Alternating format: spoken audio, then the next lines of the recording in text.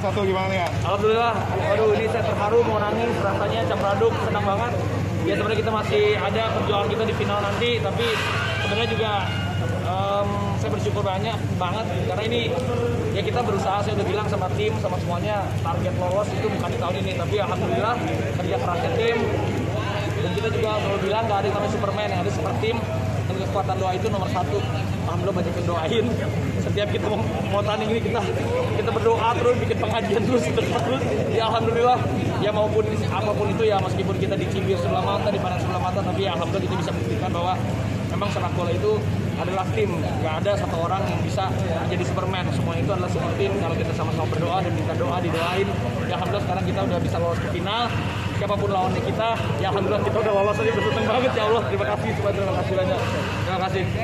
Pengaruh-pengaruhnya Coach RD apa buat tim? Alhamdulillah Coach RD masuk.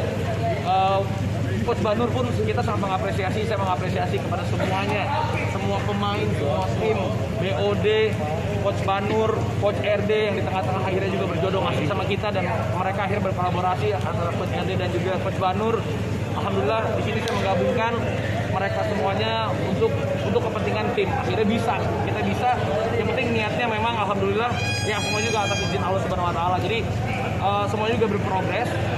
Kita memang tim yang benar-benar dari nol, kita benar-benar bongkar tim dari Cilegon United jadi Rans Cilegon FC, ganti pemain semuanya, pelatih semua, pengurus baru semua, tapi ya alhamdulillah dikasih sama Allah Subhanahu Wa Taala.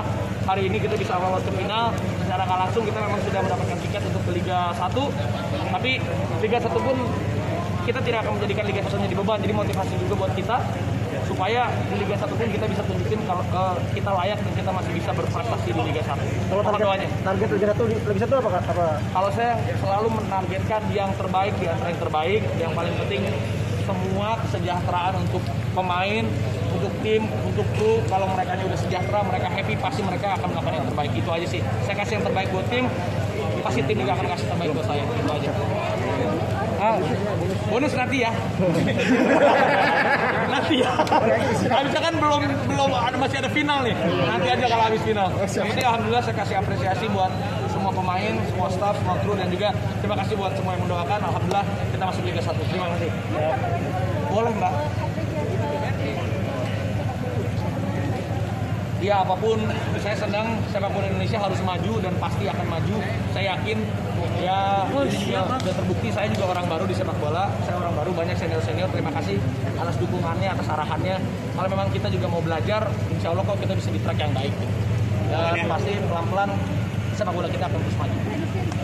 Timnas harus menang, mudah-mudahan timnas kita menang lawan Thailand ya.